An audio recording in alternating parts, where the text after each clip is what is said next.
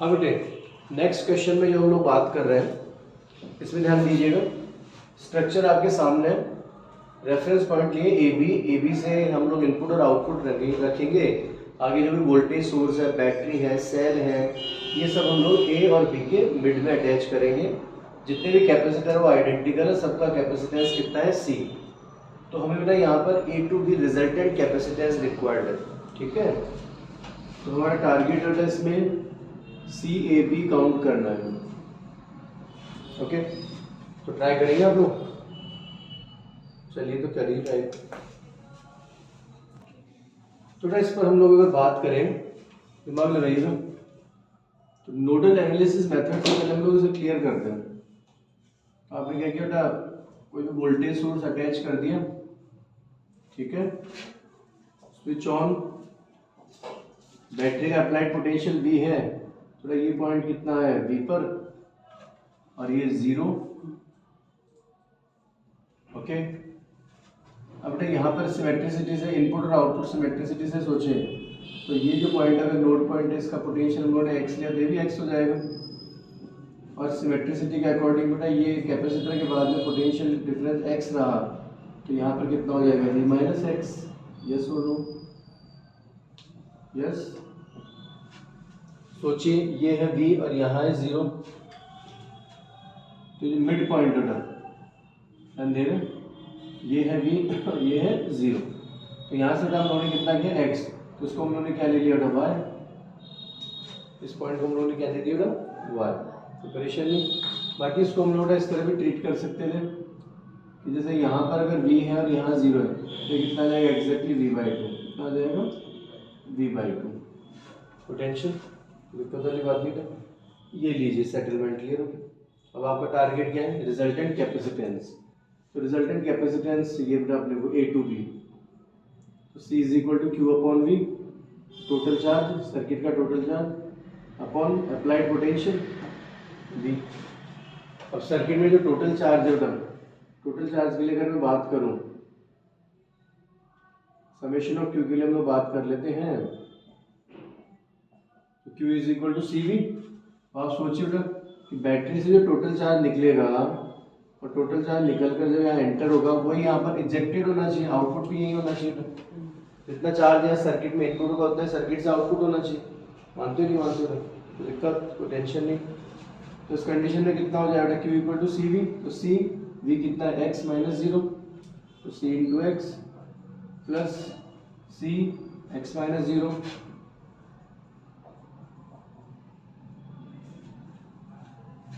और प्लस सी V/2 minus 0, okay बेटा, कोई टेंशन नहीं। तो यहाँ से अगर हम बात करें C कॉमन ले लें, थ्रू आउट C कॉमन लेते हैं, x plus x twice of x plus V/2, okay. अभी समेशन ऑफ Q की वैल्यू हम लोग रख सकते हैं बेटा यहाँ पे, तो A to B resultant capacitance कितना हो जाएगा बेटा, C 2x प्लस V/2 और अपॉन में कौन है यहाँ V, ओके। तो एक्सक्यूज नहीं बेटा, अब पूरा गेम अटका हुआ है x पर, तो x के लिए अब कैलकुलेशन करते हैं। तो नोड पॉइंट हम लोगों ने लिया, तो नोड पॉइंट पर समेशन ऑफ Q कितना हो जाएगा 0।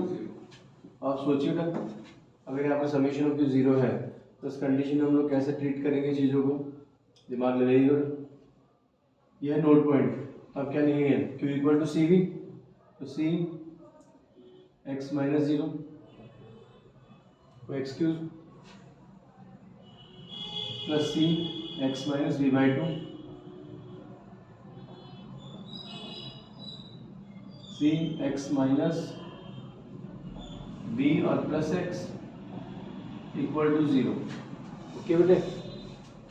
C थ्रॉट कैंसिल कर देगा, कॉमन लेके हम लोग कंपनसेट कर सकते हैं। अब देखिए x प्लस एक्स और ये 2x, तो 4x आ गया क्या, माइनस V/2 और माइनस में तो minus 3V/2 is equal to 0, yes no? Then what is x, 3V/8, 3V/2 transfer किया तो प्लस में, और ये 4, थोड़ा x की वैल्यू आ चुकी है हमारे पास, तो रख दें value, yes or no? Then C A B is equal to C upon V. 2 x कितना है 3v/8 प्लस v/2। बच्चों यहाँ से अगर हम लोग चाहें तो v कॉमन ले सकते हैं।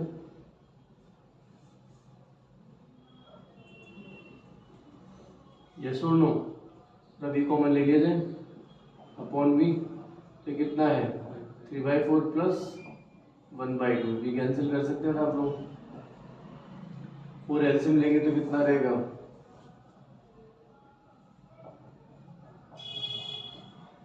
This is the answer. Okay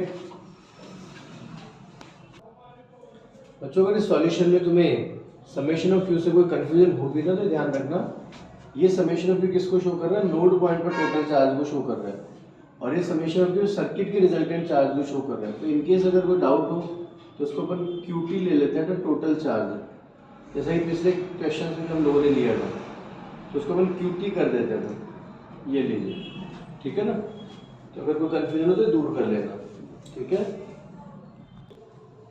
अब बच्चों इसी क्वेश्चन को हम लोग एक और पैटर्न से सॉल्व कर सकते हैं। देखिए v-x और v-x दोनों सेम पोटेंशियल पॉइंट है, तो इन दोनों पॉइंट्स को हम लोग कॉमन कर सकते हैं। इस तरह से x और ये x दोनों का पोटेंशियल सेम है, तो इन दोनों को भी हम लोग कॉमन कर सकते हैं, ठीक है।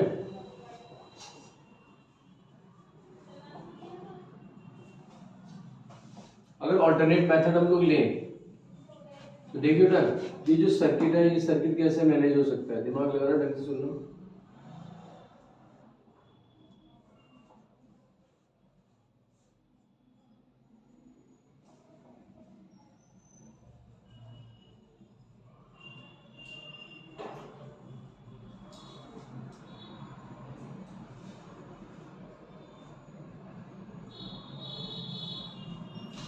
Point A B, this is A, this is B.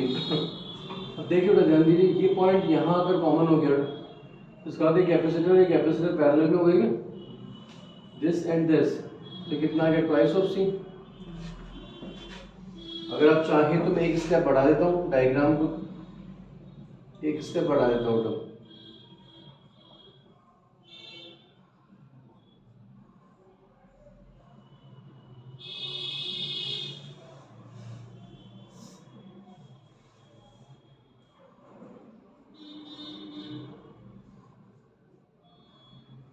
Diagram कुछ इस तरह से बन जाएगा। ध्यान देना, ये और ये पैरेलल में हो जाएंगे ना, इनमें कितना आ जाएगा twice of C, this and this again parallel, twice of C. ये पॉइंट, ये और ये पॉइंट कंबाइंड हो गए तो ये दोनों पैरेलल में आ गए ना, ट्वाइस ऑफ सी। और जब ये पॉइंट और ये पॉइंट कंबाइंड होगा तो this and this one and this one again parallel, और ये भी ट्वाइस ऑफ सी। ओके, तो सर्किट कुछ इस तरह से बनाना।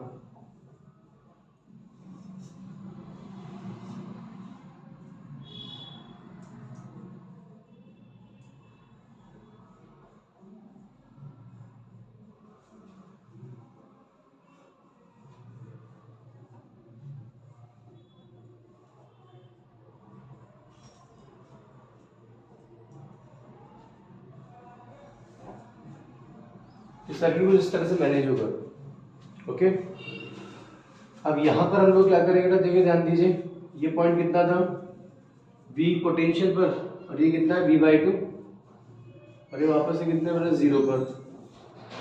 तो इसका मतलब मीनिंग क्या रहा था कि ये ब्रांच पूरा पोटेंशियल ड्रॉप कर रही है, तो ना तो यहाँ से अटैच होने के और या ना आइसोलेट करने का कोई फर्क पड़ेगा। तो इस कनेक्शन पर, ये जो पॉइंट है आपके पास कनेक्टिंग पॉइंट, इस पर हम लोग अगर इस ब्रांच को आइसोलेट कर देंगे तो कोई टेंशन नहीं है कि इस ब्रांच पर ना तो करंट ना तो चार्ज एक्सेप्ट कर रहा है, ना चार्ज डोनेट कर रहा है। ठीक है, इस हॉरिजॉन्टल ब्रांच से ना तो चार्ज इधर उधर कहीं इन डायगोनल साइड में जा रहा है, और ना डायगोनल साइड से इस हॉरिजॉन्टल ब्रांच में चार्ज इनपुट हो रहा है।